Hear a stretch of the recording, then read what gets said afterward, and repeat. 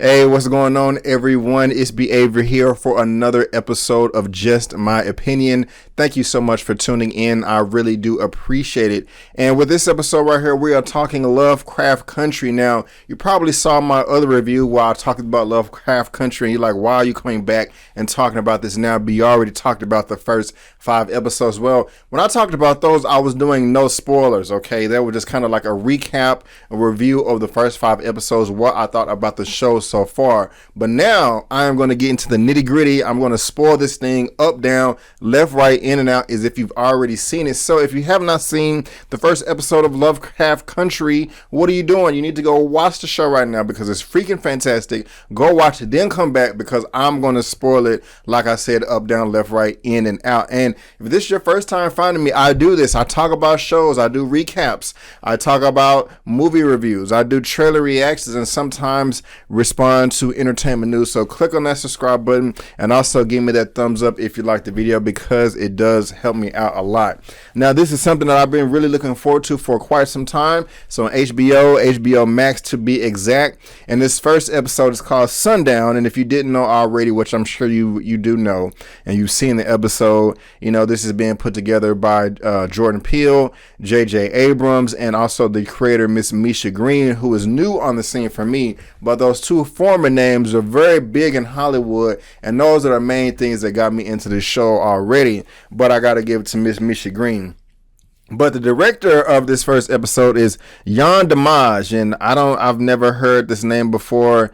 Some gentleman that did a great job. But let's go ahead and get into the spoilers of this episode. And like I said, I thought it was fantastic because when this show was being introduced to me, it was like, okay, this is 1950 Jim Crow America. We have this character by the name of Jonathan Majors, who was in The Five Bloods and also The Last Black Man from San Francisco. His father went missing, and now he's going across Jim Crow America to try to find his father. But he has to deal with not only just racist white supremacists, but also monsters. But just jumping to the end of this, you already see that we got the monsters on all that, and it was crazy. But let's talk about how this episode started off with a black and white scene. He's in war fighting in North Korea. I mean, this dude was in the army, and later on we find out that he actually joined the army to get away from his father. That was a line of dialogue that he was having with a nice young black woman that was walking down these country roads in Jim Crow America. But it opens up, he's fighting in South Korea, doing this thing, trying to survive, trying to get out there, trying to live through the fight or whatever. And then it transitions from black and white to color. And then we get a nice wide shot of just like what this show has the potential of being, where it's like just aliens everywhere. You have alien saucers all in the sky shooting lasers. You have like alien tripods. It looks like something off of that Steven Spielberg movie. I forgot the name of it, where it had Tom Cruise in it. I was going to say The Day After Tomorrow, but I don't think that's the name of that movie. It's going to drive me crazy. I have to look it up now. I'm sorry. So I said Tom Cruise. What's the name of that movie? Y'all know what I'm talking about. It was I liked the movie except for the way it ended. Let's see real quick. It was War of the Worlds. Yes, War of the Worlds. If you've seen that movie, it had these tripod aliens that was zapping the hell out of everybody. And that's how this episode started off. UFOs in the sky shooting lasers. These tripod things shooting lasers. You know, people fighting in South Korea. And then you have this green woman that's coming down with green and red skin, or green skin with a red outfit. Jamie Chung. Who was in a number of other TV shows. I know her from a number of things or whatever, and I'm just like, okay, what is the connection there? Now, I've seen the first 5 episodes, so I'm not going to spoil it for you here, but you're like, okay, what is the connection there? And then you got this giant Cthulhu monster that H.P. Lovecraft created, and Jackie Robinson comes out of nowhere with this bat, knocks the hell out of it. I'm here to save the day. He got green goo all over him, and then the thing comes back together, and Jackie Robinson finna send him to space or whatever. And that's when our hero Atticus Freeman wakes up from this I don't know if you want to call it a nightmare, dream, or whatever. I would say I would call it a nightmare. I would call it a nightmare. But he wakes up, and that's like the intro of the show. And I'm like, I'm watching it already. Like, this is off the chain. Like, okay, if this is what we're going to be getting for the rest of this episode, for the rest of this season, I am all on board for this. So like, I'm really, really loving it. But he wakes up and he's at the back of the bus because black people couldn't ride at the front of the bus or with other white people, unfortunately. They had to deal with all that stupid racism, Jim Crow BS and all that. But they're leaving, they're going into Kentucky, and, apparently, they're getting out of the South. He's trying to, he's going towards Chicago, where he's from, leaving Florida. And that may have been where he was stationed at, or he was in South Korea, but he was in Florida for some time, going north to try to get to Chicago, and they were just entering Kentucky. But the bus breaks down. Okay, he knows what the deal is. He has to get out, and somebody comes and picks him up, and either there's no room on the truck, or the man kind of gives him a look like, "Come on, nigga, you ain't gonna be able to ride on this little trolley with us." And so they just like have to walk it, just miles and miles. And it's just crazy. I mean, this is a completely different time that we're living in today. I mean, that was 70 years ago. My parents were born in 54 and 57. So they were just little infant toddlers, during this time right now. But of course, my grandparents, where I think my grandmother was, she was born in 34 or 33. I can't remember. She's not with us anymore, but I do remember some of the stories that she told. And this type of lifestyle is just like it's just expected, unfortunately. And we get to know a little bit about Atticus right here and like what his interests are. He's a bookworm. He likes reading books, adventures and things of that nature.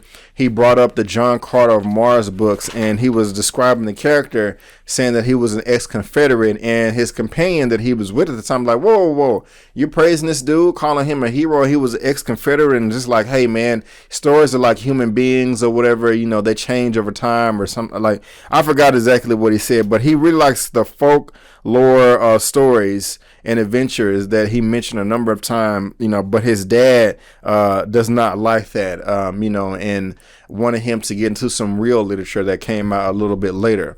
But one of the next things that we do pick up is it's just I can't even talk. It's in Chicago, and we get to see brother Courtney B. Vance, who was playing Bobby Seale in the 1995 Panther movie by brother Mario Van Peebles. That's a cold movie. It's on YouTube. Go watch it if you haven't seen it or whatever. But he's in bed with his wife Hippolyta, Miss Ingenue Ellis, who's been in Undercover Brother. She's been in a number of things. She's been in Undercover Brother, Men of Honor. She's been in The Help. She's been in Ray. She's a talented actress, and I wish I saw more of her. But they're spending that quality time together. I'm saying, black love on screen, and that's what I like, or whatever. You know what I'm saying? And we get a little bit of unraveling of their relationship too, since this is Jim Crow America. During this time, that black Americans had to be careful. They couldn't just go down every road or every highway or whatever. They had to be strategic, or they'll be hung from trees, murdered, come up missing. So, I'm pretty sure you guys have heard of the Green Book, where it was a guy like, hey, you can stay here, you can travel this time, go down this route, knock on the door 3 times, clap your feet, we come around the back, we got you, we got a safe space. So it was just a guide for black people to travel across the country safely. And so Uncle George, who's been, who's Courtney B. Vance's character, he's a guide tour. He's the one that drives around the country and takes the notes for the Green Book or whatever. And I've heard of Green Books before in television and movies before. I mean, there was a movie, Green Book, that came out a few years ago with Viggo Mortensen and geez Louise, I forgot the brother's name or whatever. Y'all gonna kill me. What is the brother's name? Green Book. Mahershala Ali. Goodness gracious, y'all gonna kill me or whatever. So he's actually writing a book, and he's conversing with his wife in bed. It's like, hey, how about I go do the like, I've been doing this for a while. I write good notes. I'm really good at it, and these are based off your notes. But how about I go do it myself? He was like, hey, babe, like, it's rough out there. You know what I'm saying? And instead of talking about these green books and these guys, how about you give me some mushu real quick, because the sun is out and I can't remember the last time I made love to my wife in the daytime, and I want to see all that beautiful black chocolate goodness. You know what I'm saying? And hey, brother, I feel you. You know what I'm saying? I want to be able to see the goodness too. So I like that. I'm being silly, but I'm being for real at the same time. It's like, I know I really do appreciate it. That they're getting it on. They start having sex, making love, and all that good stuff. And their daughter hears them in the other room, and she's like, gross. She tries to change rooms, and then bam, Atticus comes in there, scares her to death, and then they all coming out, and it's kind of like just like a little family reunion. And I like all that. And right there, that's kind of like where we start to see the relationship between Atticus and his Uncle George, and we're kind of seeing, how all that's unraveling, and, what's important to, both of them. And so they go into town, they're looking at books, and that's kind of started where we was getting more dialogue on the interests of Atticus. And he picked up a book called Outsiders and Others, Arkham House. And that's when he was just like, my dad, who we'll find out a bit later in the next episode. I won't spoil it for you here, even though I know you've seen it already. It's like, my dad wanted me to stay away from this. I wanted to get into some real literature. And he's like, the only reason I'm back is because, my father wrote me a letter, says that I have this lineage, this birthright that is not known to me, and I'm here to claim it. And you can, the music is the score is transitioning right now. It's really becoming like an adventure mystery, and I'm liking this.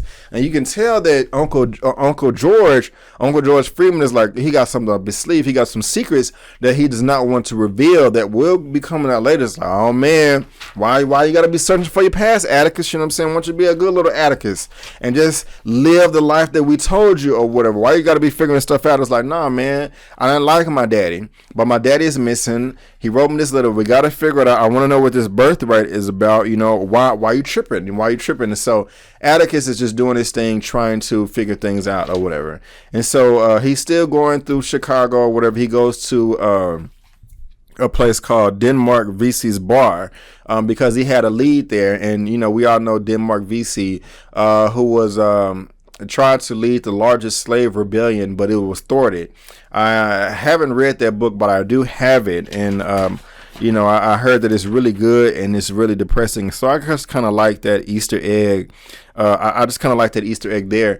But as he's there, he sees one of the owners of the bar who's kind of doing their own thing or whatever. He was like, look, I don't know where your father is, but he was here 2 days ago. He left with some white person in a silver sedan, and they sped off like it was expensive. The guy had to be a lawyer because it was some expensive clothes.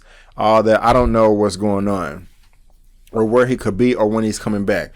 So now we see Atticus go to some hotel or wherever, his home, I don't know, a kickback or whatever, and he makes a phone call to South Korea. And he doesn't say anything. He's scared, and they're like, oh, you went home, you shouldn't have. He hangs up the phone. I'm kind of thinking that, well, I don't want to say it. Well, I'm trying to talk like I know what happens, but I'm gonna try to talk to you like as if I've only seen episode 1. I was thinking that, okay, this is the Asian lady that was at the beginning, Jamie Chung, that was coming down from the alien thing. But we'll kind of find out that later. But next we get Miss Journey Smollett popping up. Her name is Letitia Letty Lewis, and she is a favorite character of mine as well. She's popping up with her sister. And they don't have a good relationship, right? There's some tension there. She's like, look, she's asking for a place to stay, but she's, begging at the same time. Beggars can't be choosers. And, there's something between the relationship between her and her sister. It's just not the best. We later find out that she didn't show up to the funeral of their mother, which is horrible, in my opinion. She could have a valid reason up to why she didn't show up, but I seriously doubt that. I seriously doubt that or whatever. But they make amends or whatever, and the episode proceeds, and this is kind of where we see Atticus is there as well. He's taking off his shirt. He's trying to have a good time and party, and opens up the fire hydrant for water to go everywhere. Letitia sees him like, oh man, who was that right there? looking like a snack. You know what I'm saying? Got a shirt off, pecs all big. He been doing his push-ups, pull-ups, dips, all that stuff, squats, all that. You know what I'm saying? And it's just, her sister's like, oh, that's so-and-so. He remember he was skinny in high school. They wore glasses, and she looking like, I really want some of that or whatever. And later on, we're gonna see later on in this same episode, you know, how she was slinking it up or whatever. You know, and so she just kind of decides to conveniently volunteer herself to go on a trip to find Atticus' father or whatever. So like the next couple of scenes, they're like, hey, you know, we need to go to Devon County. That's where it's at. You know, that's where we're going to find some answers. And, you know, that's kind of where we kind of go to the next scene to where Letitia Letty Lewis is bending over in the back of their car, putting those bags in the back. And I have to say myself, she was looking mighty good, mighty fine while she was doing that. I know what y'all was doing. And Atticus walks up like, oh, my goodness gracious. Are you coming with us? I hope so. I hope so. Because I would not mind tapping that ass. No, he didn't say that. But I know he was thinking it because I was thinking it myself. And I know a lot of y'all was out there thinking it too. But no, yes, she was looking good though. I got to respect your women. They are not objects. Okay. It's always the woman's choice no matter what. But she was looking good. I have to be honest with you. But you know, it's kind of like I like their relationship too. You know what I'm saying? I mean, it's kind of like they never left each other. You know, as soon as they see each other, it's kind of a little small talk, talking trash here, talking trash there. But it's like, hey, what's up, girl? What's up, sir? How you doing? And they, you know, they're hugging and all that, and that's cool. You know, I like that. There's chemistry there. They look good on screen together. But that's when George comes out. You know, they're trying to do the checklist. What is it? The car travel checklist. Make sure they have the security blankets, flares, flashlights, spare tire, you know, jumper cables. I don't think they had jumper cables back then. I'm being silly, but just making sure, you know, food, peanut butter jelly sandwiches, you know, all that good stuff. Making sure they have it, you know, that's pretty cool. I like that. And before they go, they had to get the D's travel comics. Now, at this point in time, as they're traveling through the episode, this is where you know, James Baldwin's some of his old talks and speeches were coming through, and I like how they infused it in, just kind of just setting up the time, even though that wasn't James Baldwin in the 1950s. You know, he was doing his thing in the 80s and a little bit before and or after. Well, before that. Another thing about this show or this episode is how they also infuse like modern day music and beats, you know, within the episode as well. I thought that was clever. Some people may not like it, but I liked it. I liked it a lot or whatever. But you know, they need to go to Devontown, or is it called Devon County. Devon County is where they feel that they will find their answers, but they want to take a small trip down. But before I go there, let me talk about how Letitia Lewis was kind of shooting her side. You know, when Atticus was outside the car trying to, with his shirt off, trying to do a wash off or whatever, Letty up there snaking it up. Well, she just up there with her makeup on, looking all good with her legs crossed, licking her lips, looking at Atticus all up and down, just taking pictures with her shirt off. He's trying to bathe himself. Now, I don't know how well it would go if the tables were switched to where if she was cleaning herself and the Atticus was over her talking about, I don't think that would fly too well. But hey, it is what it is. It is what it is. But you know, she was doing her thing like, man, she wanted him. She wanted to give it to him. Will they get it on later on? Hey, we're just gonna have to see. You know what I'm saying? We're just gonna have to see. But she wanted to give it to him or whatever, and they wouldn't let her drive. And you know, when they're driving, they would pass by a sign that has a lot of brush over talking about this is a sundown town, or a sundown time is coming up. Niggas, you better get out of here or else. And I'm just like, man, this is just crazy. Like this life that, you know, some people just had to live. But they go to Simmonsville or whatever. Uncle George is trying to look, you know, for he's trying to look for a red brick building, and apparently he went to the wrong building. But let me just stop right there real quick and just kind of talk about the tone. I'm loving it so far. And, you know, George, you know, he just has they go into the restaurant. He just like, hey, we're citizens. We have every right to be here like everybody else, you know, and, you know, 70 years ago, 67 years ago, completely different time. Me personally today, and my mama taught me, Brandon, never be in any place where you're not wanted. And then also your responsibility to be able to have your radar on to peep that. But they go in there, he's like, hey, we were just going through town and we wanted to stop by from some lunch. White people kind of frozen, like, oh, what's going on? Some bunch of niggers in here. Hey, we'll see it ourselves. And he just acting like, oh, peach calm, like there's no issues. I'm like, bruh, come on now. You know, you can go somewhere else, get something to eat, but hey. And to be honest with you, all the characters seem very competent, okay? There was no other, well, we'll get to that towards the end, but for the most part, nobody was really just making any dumb decisions. But, Letty had to go to the restroom. She overhears the dude in the back is calling, for his goons to come in, and she comes screaming, oh, we gotta get the F out of here right now. And so she ends up driving, and one of the best things that I liked about this episode is like how the racist white supremacists are chasing them because they're crazy evil demons shooting at them and stuff like that. I like just, seeing a black man shoot back at evil people. I like the fact that Letty was in the driver's seat taking charge or whatever.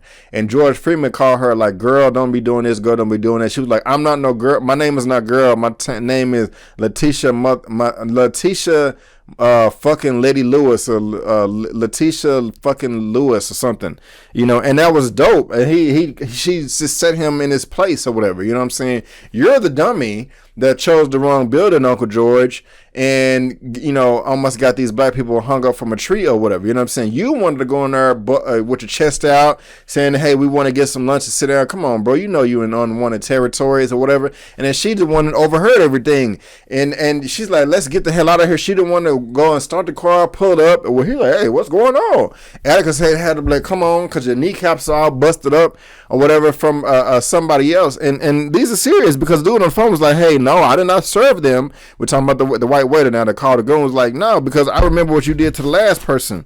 What was the name? I wrote a name down. Yeah, I remember what he did to Miss Lydia or whatever. So they didn't do Miss Lydia right or whatever. And so it's Letitia fucking Lewis. I loved it. That was one of my favorite parts right there. But they're trying to survive, okay? And we see that Silver Sedan that was popped up earlier comes, and it's a white lady with a red hat saving the day. She's doing some magical powers because she got in between our heroes, our black people that we're rooting for, and the racist white supremacists with their guns blazing. She got in between them, swang that thing real quick like this sideways, and the car flipped over. It didn't hit the car, but she had some type of magical power. So this white lady with red hair got some white magical powers or something, and we gotta see what that's about right there. But that was already attention enough. But then they looking for Devon County, right? And they can't find it. And Uncle George is frustrated, like, man, we run out of gas. We're in the Sundown town. We done passed by this road 10 times. Addison's like, man, I'm not giving up. Pull over the car. I'll get out and look myself because it could have a brush over it. And we looked over it. But then, oh, wait a minute. I'm skipping a part. Letitia and them pulls up to her brother's house or whatever, right? And we get to know a little bit more about her family and where she comes from. And, that's where they was getting a lot of information. And we later find out that, Letitia did not show up for Ahmad's funeral, which I said earlier. And she has a bad relationship with her brother and her sister. So it's probably her fault, but, we'll get into that in later episodes. And what's interesting is there's also dialogue outside of the house between Uncle George and Atticus. And Atticus is frustrated because the lack of love and respect that he got from his father. He's kind of charging up his uncle, just saying, hey, man, what's up? Y'all was raised in the same house. You turned out good. What's up with him? My daddy didn't do this. My daddy didn't do that. And, his daddy had pride. He said he would come over almost every day and he wouldn't bring it up, but he would just wait for hours for him to bring up any news about his son or whatever. And I just found that very, very interesting or whatever. But then we get some audio of there's a fight in the house between Letitia Lewis, Journey Smollett, and her brother. And he's like, I don't want you here no more. You know what I'm saying? Get out. And that's unfortunate. And Atticus, being the man that he is, a stand-up guy, he's trying to go in there and help her. But Uncle Joe's like, no, bro, that's family business. As long as they're not in there killing each other, it's not our business or whatever. So I wanted to make sure I didn't leave that part out. But anyway, actually that was the next part. I'm not skipping around.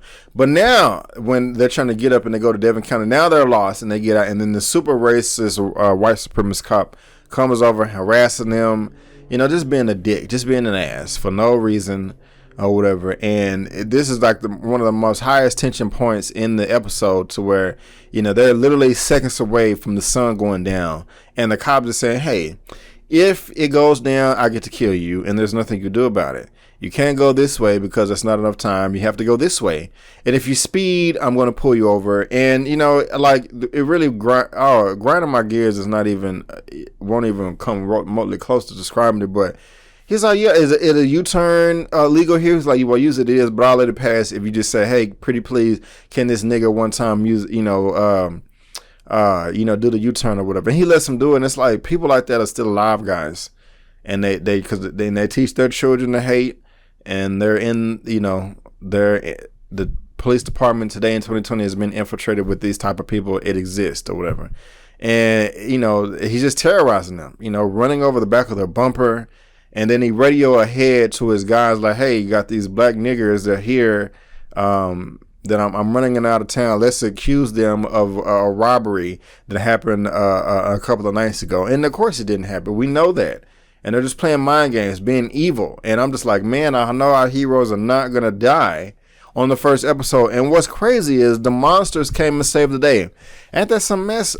Like, when the monsters show up, that's when you can relax. Oh, my God, they made it. Thank God, monsters. You know what I'm saying? That's just crazy. You know what I'm saying? That how that just transitions like that. That's insane to me. That the actual monsters are scarier than the racist white supremacists. But they got what they deserve. The things came in there eating everybody up, biting off heads. We found out that they're allergic to light and all that. And Letitia and Atticus, they bum it out of there or whatever. Uncle George tried to get up and run too, but he was knocked back down, and he just tries to stay down there. It's like, okay, I'm just going to stay here till the coast is clear. You know what I'm saying? I'm not going to die. And all of them died except for 2 police officers. But when they get into the room or whatever, old dude trying to boss him around, this is what don't make sense to me. Uncle George finally comes in there. Now, this was a dumb decision to me. He comes up with his theory of vampires and Dracula. They're allergic to light. They in the house. They in the cabin, safe. Stay in the house. Why would you go outside and try to bring more light in and risk dying? Now, it was a badass scene. Letitia running because she was a track star. And, excuse me, I'm sorry. I love the way that Atticus stepped up and was like, no, she's not running. I'm going. And he's like, no, you're going to be too smart to try to leave us. She's going. He's like, no, what are you going to do? Shoot us? He cocked the gun. And he's like, man, F you. I like that. Strong, but he's not finna let these racist white supremacists just punk the woman like this. You know what I'm saying? He's stepping up like a man, like he's supposed to. And that's one of the reasons why I love this character. But going back, man, Letitia, that has to be the scariest. She's running, trying to breathe and panting, and like, it was convincing. I was like, man, I want you to make it or whatever. But old dude in there turns into him. He's like, shoot him, shoot the motherfucker, shoot him. And I'm just like, yeah, bro, why are you not paying attention? You know what I'm saying? Why are you holding, like, what's crazy is the racist white supremacists just got attacked by monsters that they can't describe. Old dude should have passed out because his whole left side or right side was chopped off. You still want to hold a shotgun to the black people. That just shows you how insane and how illogical these white supremacists are. That the European attacked by alien monsters, and you still want to hold the black people at gunpoint. I mean, it just, but it is what it is. It just, people are sick, and it is what it is. But she finally gets the flare. She gets the lights. She comes and saves the day twice. First episode, Letitia. What is her name? It's Letitia fucking Lewis. She comes and saves the day twice, or whatever, at the diner and also with the car or whatever, And I'm glad the racist white supremacist is dead. When they was outside trying to survive, they heard this whistle, and all the monsters go away. And that's when the daylight comes, and they walk to the next house, and they finally at Artem, and they walk upon this mansion. and they're like, what's going on? Let's go in here and hopefully they got some peanut butter and jelly sandwiches or some water or something like that. And they go up and it's this white man by the name, the white man's name is William, and that is where the episode concludes. I'm just like, man, I'm loving this thing so far. I'm loving the characters. I'm loving the chemistry. I'm loving the dialogue. I'm loving the pace, the tone, the score, everything. I mean, this first episode was like absolutely perfect to me. Just knocked it out of the park, you know. And I'm just saying to myself, man, if every episode is like this, we got a winner on our hands. Now, every episode is not like this. Every episode is different. You know, if you've seen it, but you know, we're going to end it there. But guys, that is just my opinion. I hope you enjoyed my recap, my analysis, my breakdown. Please let me know what you thought and what you thought about the episodes. And since this is spoilers, guys, spoil all you can down in the comment section. Thank you so much for tuning in. Look me up on social media. And before you go, don't forget to always chase your dreams, because I'm chasing mine. My name is Brandon Keith Avery, and that's just my opinion. Peace.